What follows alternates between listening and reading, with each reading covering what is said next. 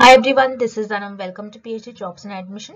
सो आज की इस वीडियो से हम इलाहाबाद यूनिवर्सिटी के लिए आपके जो पीएचडी एंट्रेंस एग्जामिनेशन है जिसमें आपका पेपर वन रिसर्च मेथोडोलॉजी होता है। सो रिसर्च मेथोडोलॉजी पर आप बहुत इंपॉर्टेंट क्वेश्चंस, बहुत महत्वपूर्ण प्रश्न जो है आज के इस वीडियो में देखने वाले हैं।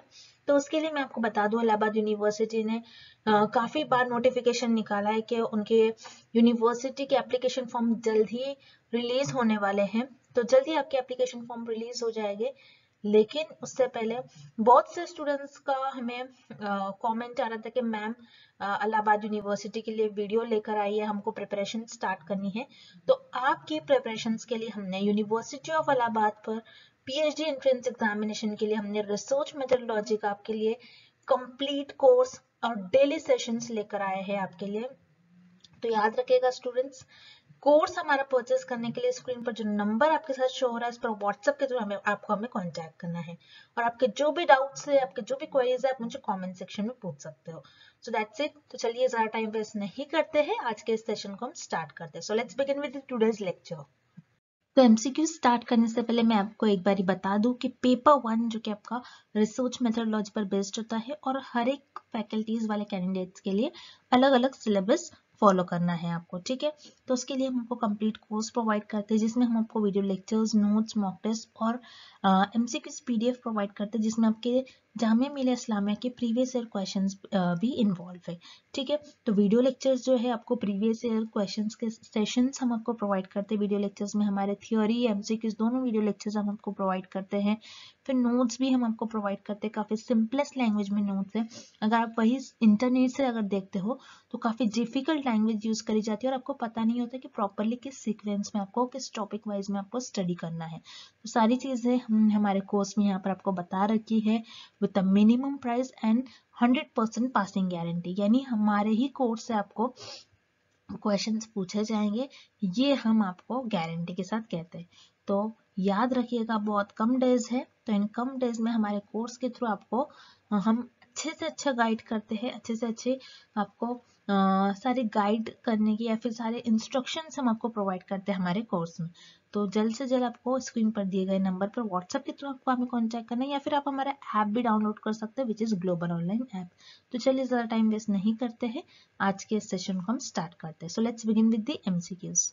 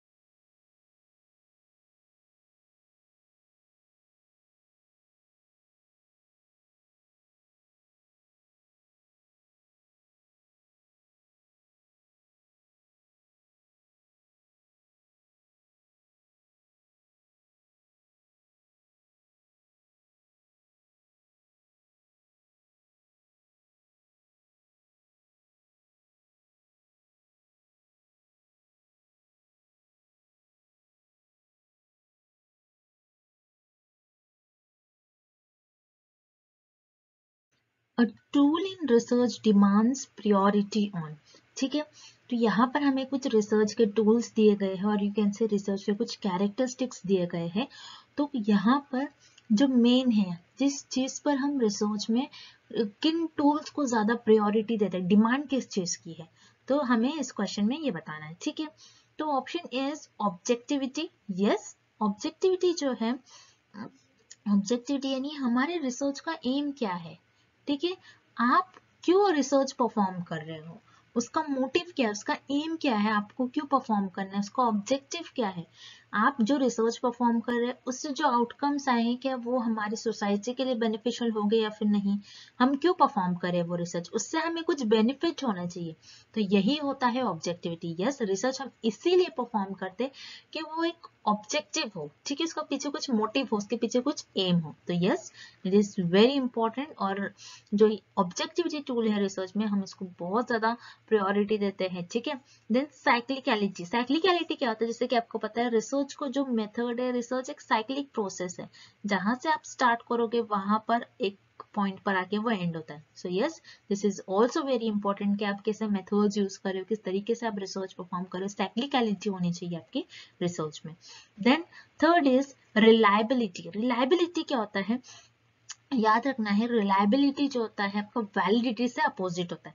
रिलायबिलिटी का मतलब होता है आप मोर देन जो आपका जो भी आप एक्सपेरिमेंट्स परफॉर्म कर रहे हो, आप जो भी रिजल्ट लाना चाहते हो, आप एक से ज्यादा बार परफॉर्म करते हो। Okay, more than once. ठीक है, यानी आप जो, जैसे मान लीजिए फॉर एग्जाम्पल के थ्रू हम समझते हैं, मान लीजिए आप वेइंग मशीन से वेट कर रहे हैं। ठीक है, आपका जो एक्चुअल वेट है, मान लीजिए आपका एक्चुअल वेट है 40 kgs। ठीक है, और आपने क्या करा, ये देखा आपने कि ये जो वेइंग मशीन है ये रिलायबल है या फिर नहीं है। तो आपने क्या करा, इसी वेट मशीन से आपने 3 टाइम्स वेट करा। ठीक है, 3 टाइम्स वेट करा, तो फर्स्ट टाइम आपका रिजल्ट आ रहा है 38, सेकेंड टाइम अगेन 38, अगेन 38। तो यहाँ पर ये जो रिजल्ट है, आपका जो वेट है ये प्रॉपर एक्यूरेट वेट तो नहीं दिखा रहा है, लेकिन हर बार आप जब टेस्ट कर रहे हो तो ये क्या हो रहा है, आपका सेम रिजल्ट बता रहा है। ठीक है, लेकिन वैलिडिटी जो होती है ये इसका अपोजिट होता है। वैलिडिटी क्या होती है, जो आपका एक्चुअल मेजरमेंट है वही ये मशीन बताए, तब हम कहेंगे कि वो रिसर्च वैलिड है। ठीक है, रिलायबिलिटी यानी आप देख रहे हो कि रिजल्ट रिलायबल आ रहा है या फिर नहीं, आप बार बार चेक कर रहे हो उसको। ठीक है, ये होता है आपका reliability. Very important, again very important characteristics और very important tool in research. So यहाँ पर सारे जो है हम इसको रिसर्च में, सारे टूल्स को हम रिसर्च में हाई प्रायोरिटी पर रखते हैं। तो इसीलिए इस क्वेश्चन का आपका राइट आंसर हो जाएगा option D, all of the above. Next, the normal distribution is the one which the value of. तो यहाँ पर हमें क्या पूछ रहा है कि एक आपके पास एक जो डिस्ट्रीब्यूशन, एक नॉर्मल डिस्ट्रीब्यूशन है। ठीक है, वेरी इंपॉर्टेंट, हमें क्वेश्चन में क्या पूछा जा रहा है वो आपको समझना है पहले। एक नॉर्मल डिस्ट्रीब्यूशन है। ठीक है, अगर एक नॉर्मल डिस्ट्रीब्यूशन है तो उसमें, उस डिस्ट्रीब्यूशन में आपकी वेरिएंस, स्टैंडर्ड डिविएशन या फिर मीन, मीडियन एंड मोड, इसका क्या रिलेशन होना चाहिए, इसकी वैल्यूज क्या होनी चाहिए। ठीक है, तो नॉर्मल डिस्ट्रीब्यूशन क्या होता है आपको पहले ये पता होना चाहिए। तो यहाँ पर हम एक डिस्ट्रीब्यूशन ड्रॉ करते हैं। ठीक है, तो ये होता है आपका एक नॉर्मल डिस्ट्रीब्यूशन। ठीक है, इस डिस्ट्रीब्यूशन को आप क्या कहोगे, ये डिस्ट्रीब्यूशन क्या है, एक नॉर्मल डिस्ट्रीब्यूशन है। अब यहाँ पर जो सारे टर्म्स यूज करे गए आपके ऑप्शंस में, variance, standard deviation, mean, mode, median, तो ये सारे टर्म्स क्या होते हैं, आपको इसका मीनिंग पता होना चाहिए, तभी आप इस क्वेश्चन को सॉल्व कर पाओगे। ठीक है, तो ये डिस्ट्रीब्यूशन, डिस्ट्रीब्यूशन क्या होता है आपको पहले ये पता होना चाहिए। डिस्ट्रीब्यूशन क्या होता है, मान लीजिए हम क्या करते हैं रिसर्च में, पॉपुलेशन लेते हैं, पॉपुलेशन में से कुछ पार्ट लेते हैं जो कि हमारा सैंपल बन जाता है। ओके, पॉपुलेशन के कुछ पार्ट पर हम स्टडी करते हैं जो कि हमारा सैंपल बन जाता है। अब इसी सैंपल से हमको जो भी इंफॉर्मेशन मिलती है, उस इंफॉर्मेशन को हम क्या करते हैं, ग्राफिकल वे में रिप्रेजेंट करते हैं, उसी को हम कहते हैं नॉर्मल डिस्ट्रीब्यूशन। ठीक है, आई होप कि नॉर्मल डिस्ट्रीब्यूशन क्या होता है सभी को क्लियर है। देन अब उसके बाद यहाँ पर आपको देखना है इस डिस्ट्रीब्यूशन में फर्स्ट हम ऑप्शन देखते हैं जिसमें जो टर्म्स यूज करे गए, वेरिएंस एंड स्टैंडर्ड डिविएशन। तो पहले हम देखेंगे स्टैंडर्ड डिविएशन क्या होता है। स्टैंडर्ड डिविएशन यानी यहाँ पर आपका सेंट्रल में मीन होगा, यानी आपकी ज्यादातर वैल्यू जो आपके इस डिस्ट्रीब्यूशन की है इस पार्ट पर लाई करेगी। ठीक है, तो आपका जो डेटा है इस तरीके से स्प्रेड आउट है।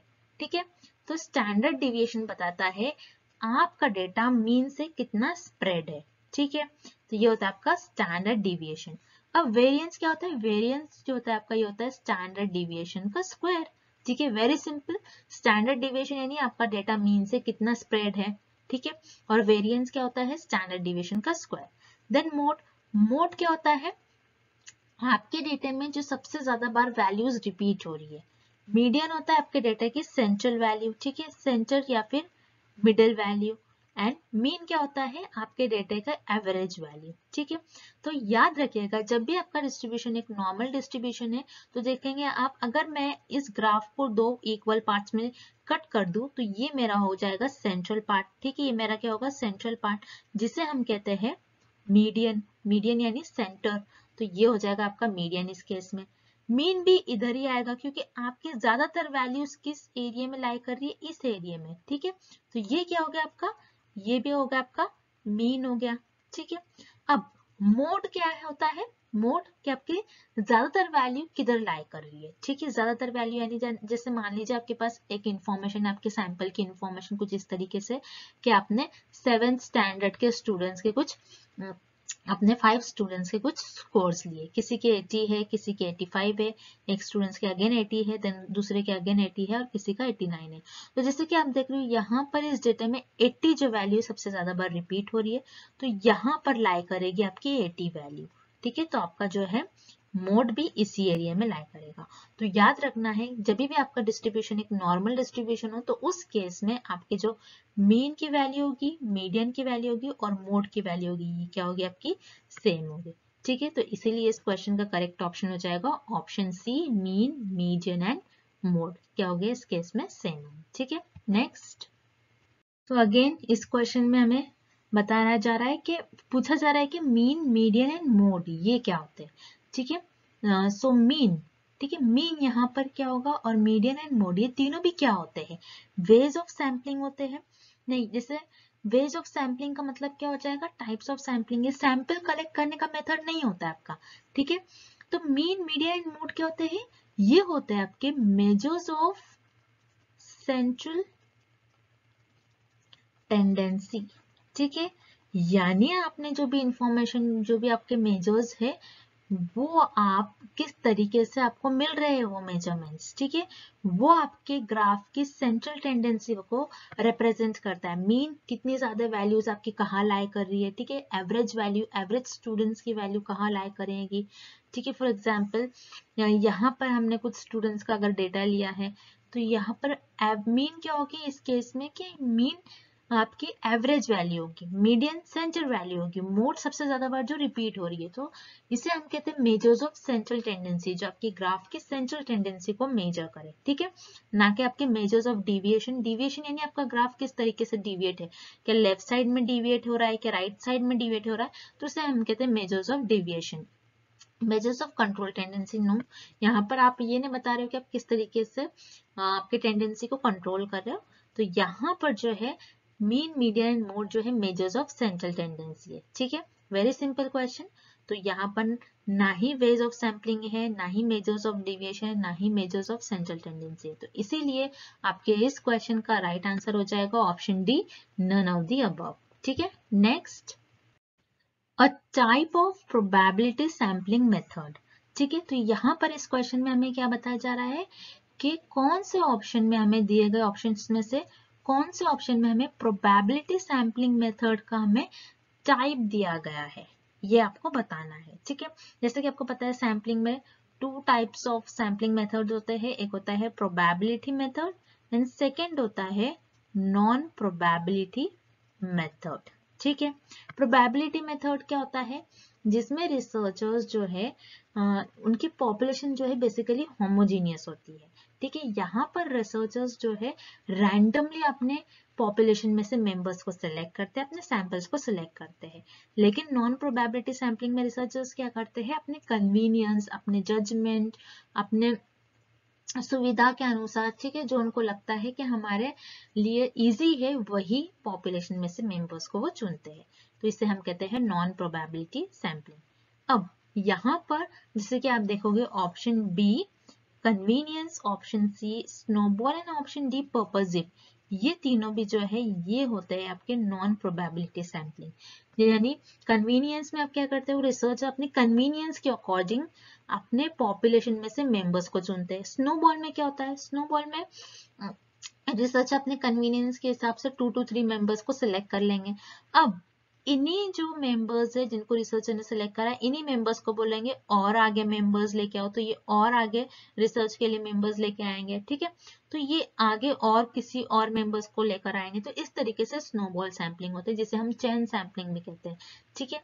देन उसके बाद है purposive. Again purposive sampling, word से ही मीनिंग है, रिसर्चर यहाँ पर अपने पर्पस के अकॉर्डिंग, उनका जो स्टडी का पर्पस है उसके ही अकॉर्डिंग पॉपुलेशन में से मेंबर्स को चुनेंगे। तो यहाँ पर कन्वीनियंस, स्नोबॉल एंड पर्पसिव ये जो होते हैं नॉन प्रोबेबिलिटी मेथड के टाइप होते हैं। लेकिन यहाँ पर जो क्लस्टर सैम्पलिंग है ये होता है आपका प्रोबेबिलिटी मेथड, सैम्पलिंग मेथड, ठीक है। तो क्लस्टर सैम्पलिंग क्या होता है, तो आपको ये फिगर के थ्रू इजीली आप समझ सकते हो यहाँ पर क्लस्टर सैम्पलिंग बेसिकली होता क्या है, ठीक है। तो जैसे कि इस फिगर को आपको देखना है, फिगर को हम देखते हैं। यहाँ पर क्लस्टर सैम्पलिंग में क्या होता है, पॉपुलेशन जो होती है आपकी होमोजेनियस होती है, जो कि बहुत ज्यादा लार्ज होती है। क्लस्टर्स यानी बहुत ज्यादा ह्यूज अमाउंट में, क्लस्टर्स ग्रुप्स, ठीक है। तो आप क्या करते हो, पॉपुलेशन में से आपके जो आप ग्रुप्स बनाते हो, बहुत ज्यादा पॉपुलेशन होती है, बहुत ज्यादा पॉपुलेशन क्या, जैसे मान लीजिए फॉर एग्जांपल यहाँ पे 3-3 का इन्होंने ग्रुप बनाया, आप किसी भी तरीके से बना सकते हो, 4-4 का बना सकते हो, 5-5 का बना सकते हो। तो इस तरीके से हमने क्या करा, बहुत ज्यादा पॉपुलेशन में से कुछ पॉपुलेशन को लिया और हमने यहाँ पर उनका क्लस्टर्स डिजाइन कर लिया, यानी उनका यहाँ पर हमने ग्रुप बना लिया, ठीक है। जैसे कि आप देख रहे हैं यहाँ पर 1 2 3 4 5 6 ग्रुप्स है। अब 6 ग्रुप में से हमने क्या करा, सिर्फ 2 ही ग्रुप को चुन लिया, जो कि हमारा सैंपल बन गया। तो यहाँ पर आप एक एक मेंबर नहीं लोगे हर एक ग्रुप से, आपको होल क्लस्टर आपको सिलेक्ट करना है। जैसे कि यहाँ पर उन्होंने फर्स्ट क्लस्टर सिलेक्ट करा है एंड देन ये वाला क्लस्टर सिलेक्ट करा है। तो बोलने का मतलब यहाँ पर ये है कि यहाँ से एक मेंबर, यहाँ से एक मेंबर आप ऐसा नहीं सिलेक्ट करते हो, बल्कि आपको होल ग्रुप सिलेक्ट करना होता है, ठीक है। पूरा का पूरा group as a sample select करना होता है, इसीलिए इसको हम कहते हैं क्लस्टर। ग्रुप्स को हम क्लस्टर भी कहते हैं।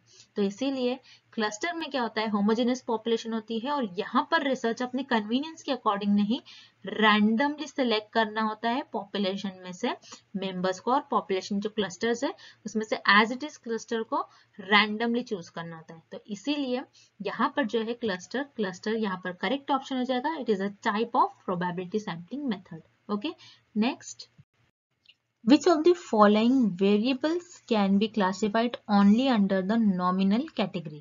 तो यहाँ पर हमें कुछ पॉइंट्स गिवन है और हमें बताना है कि ये जो पॉइंट्स हमें दिए गए हैं इनमें से कौन से पॉइंट्स नॉमिनल कैटेगरी के अंडर बिलोंग करेंगे, ठीक है। सो नॉमिनल कैटेगरी क्या होती है, जैसे कि मेजर्स ऑफ स्केल्स जो होते हैं, जिसमें नॉमिनल, ऑर्डिनल, ठीक है, इंटरवल, रेशो, ये 4 टाइप्स के स्केल्स ऑफ मेजरमेंट्स होते हैं, जिसमें फर्स्ट होता है नॉमिनल। वेरी सिंपल कैटेगरी होती है। नॉमिनल में आप क्या करते हो, बस आपके पास जो भी इंफॉर्मेशन होती है, जो भी डेटा होता है, उसके कैटेगरी के हिसाब से, ठीक है, उनके कैरेक्टरिस्टिक्स के बेसिस पर बेसिकली आप यहाँ पर चीजों को कैटेगरी वाइज आप ऑर्गेनाइज करते हो, ठीक है, या फिर क्लासिफाइड करते हो।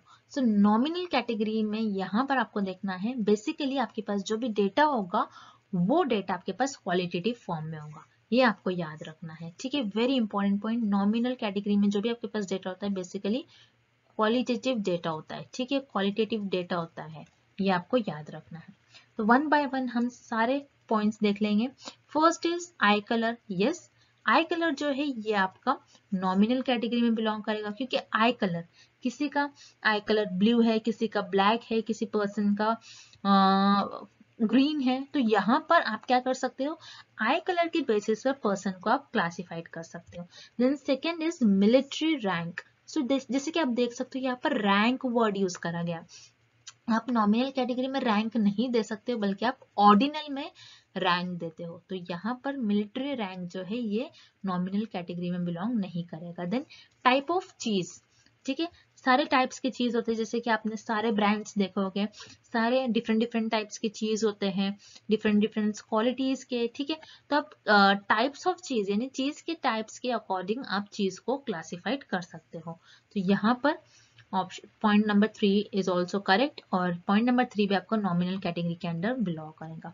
देन पॉलिटिकल पार्टीज एफिलिएशन, ठीक है। पॉलिटिकल पार्टीज एफिलिएशन यानी पॉलिटिकल पार्टी है, डिफरेंट डिफरेंट पॉलिटिकल पार्टीज है, और डिफरेंट डिफरेंट पॉलिटिकल पार्टीज के डिफरेंट डिफरेंट ग्रुप्स है। तो आप क्या कर सकते हो, यस उनकी कैरेक्टरिस्टिक्स के बेसिस पर उन पार्टीज को आप क्या कर सकते हो, क्लासिफाइड कर सकते हो। तो यहाँ पर पॉइंट नंबर 4 भी आपका क्या हो जाएगा, नॉमिनल कैटेगरी में बिलोंग करेगा।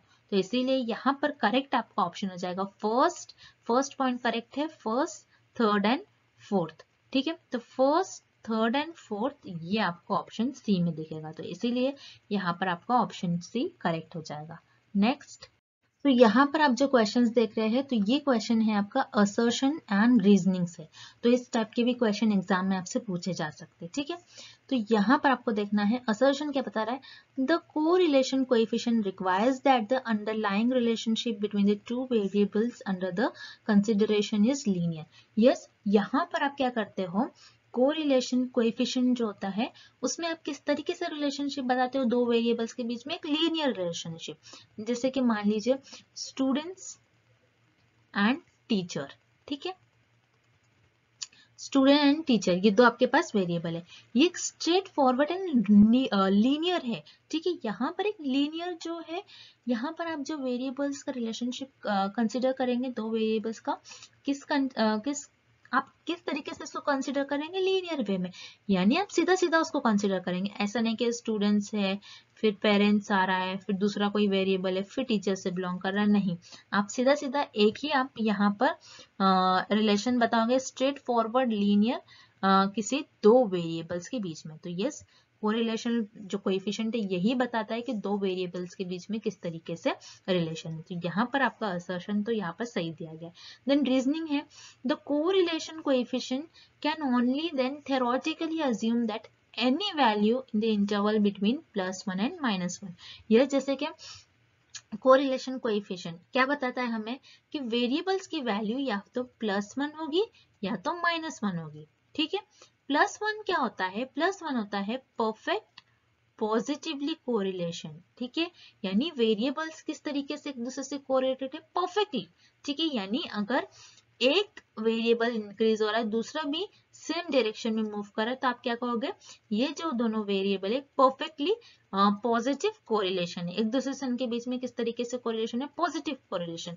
नेगेटिव कोरिलेशन सॉरी -1 यानी क्या, negative correlation, okay, perfect negative correlation, यानी अगर आपका एक वेरिएबल ऊपर जा रहा है, दूसरा वेरिएबल नीचे की तरफ आ रहा है, यानी दोनों किस तरीके से है, अपोजिट डायरेक्शन में वेरिएबल्स मूव कर रहे, तो आप उससे क्या कहोगे, नेगेटिव कोरिलेशन।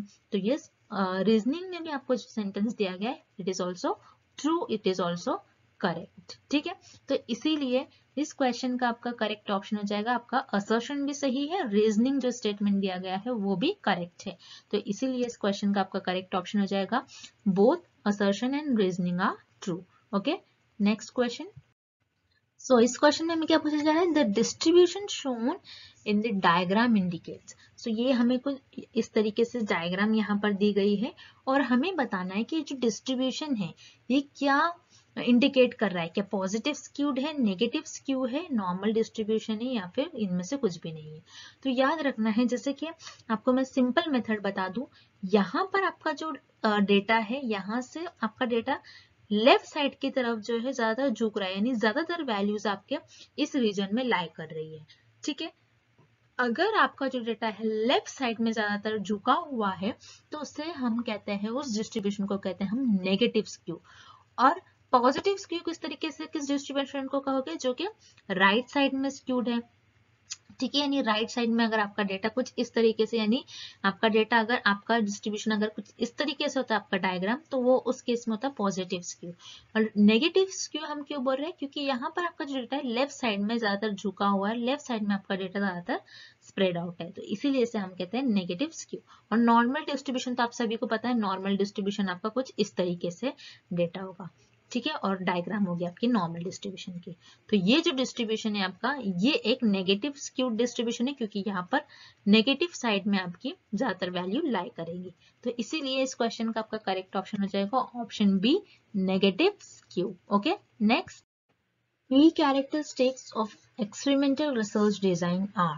ठीक है, तो यहाँ पर हमें एक्सपेरिमेंटल डिजाइन की बेसिकली जो मेन कैरेक्टरिस्टिक्स है उसके बारे में पूछा जा रहा है। Option 1 is randomisation. यस, अगर आप एक्सपेरिमेंटल रिसर्च परफॉर्म करते हो तो उसमें जो आप वेरिएबल्स चूज करते हो, ठीक है, जो आप वेरिएबल्स लोगे और जिस फैक्टर्स पर आप रिसर्च करते हो, तो उसको वो जो आप वेरिएबल्स लोगे और किसी चीजों पर आप रिसर्च कर रहे हो, तो उसके लिए आपको क्या होगा, रैंडमाइजेशन, रैंडमली आपको सिलेक्ट करना होगा वेरिएबल्स को। ठीक है, देन यहाँ पर आपका जो है second, control of extraneous variable. Yes, it is also an की कैरेक्टर ऑफ एक्सपेरिमेंटल रिसर्च। ठीक है, कंट्रोल ऑफ एक्सट्रेनियस वेरिएबल, जैसे कि आपको पता है जब भी हम रिसर्च करते हैं independent variable and dependent variable के बीच में, इंडिपेंडेंट वेरिएबल का हम इफेक्ट देखते हैं डिपेंडेंट वेरिएबल पर।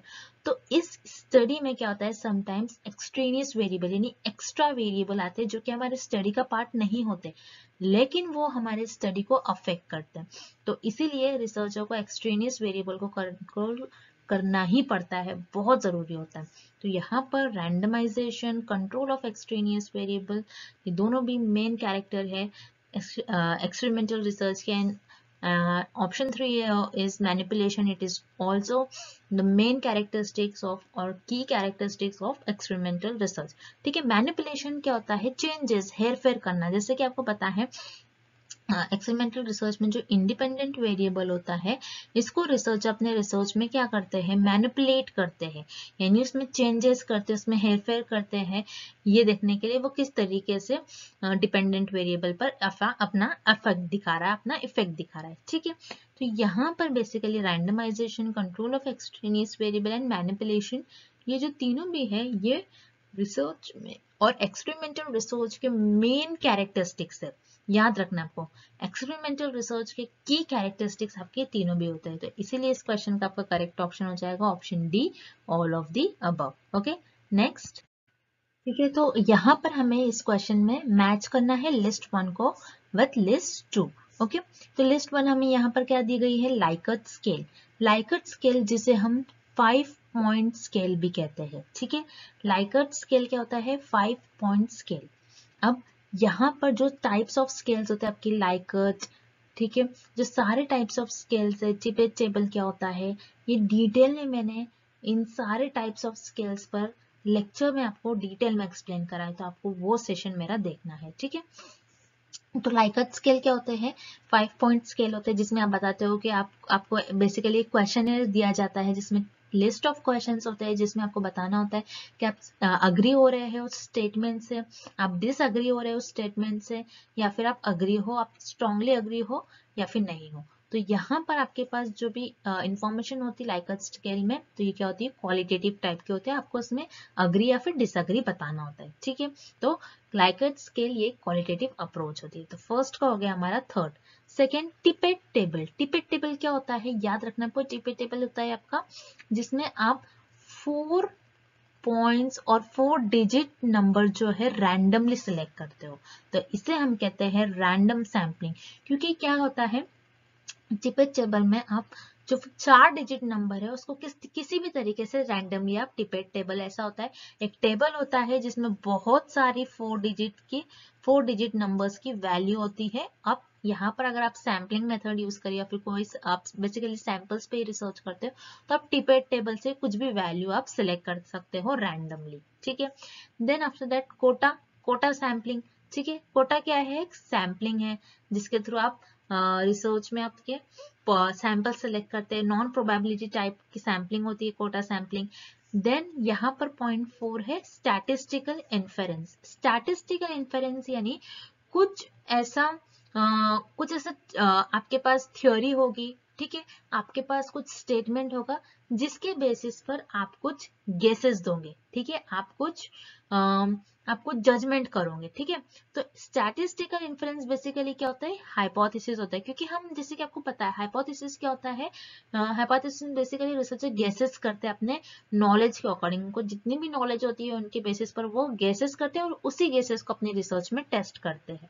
एक टेंटेटिव स्टेटमेंट होता है, तो उसी को हम कहते हैं स्टैटिस्टिकल इन्फेरेंस, ठीक है। तो जैसे कि आप यहाँ पर देख रहे हो फर्स्ट का थर्ड पॉइंट है, ठीक है, फर्स्ट का थर्ड हमें डायरेक्टली ऑप्शन नंबर 4 में दिया गया है। तो अगर आपको जैसे फर्स्ट का आंसर आ रहा है, ठीक है, सेकंड का भी अगर आ रहा है क्योंकि सेकंड का 4 दिया है, तो आप इस तरीके से आप अगर आप एक भी गेस करते हो आंसर तो आप इजीली ऑप्शंस को मार्क कर सकते हो, ठीक है। तो ऑप्शन सारा में बहुत डिफरेंट दिया गया है, तो आपको अगर एक भी आंसर आ रहा है तो आपको एक भी आंसर अगर आ रहा है मैच द फॉलोइंग से, तो आप करेक्ट आंसर डायरेक्टली मैच कर सकते हैं। तो इसीलिए इस क्वेश्चन का आपका करेक्ट ऑप्शन हो जाएगा पॉइंट नंबर और ऑप्शन 4, फर्स्ट का थर्ड, सेकंड का फोर्थ एंड थर्ड का फर्स्ट एंड लास्ट फोर्थ का सेकंड, ठीक है। तो इस तरीके से आपका जो पेयर है लिस्ट 1 से हमने लिस्ट 2 मैच कर दिया। सो दैट्स इट, एंड आज के लिए बस इतना ही, and thank you for watching this video.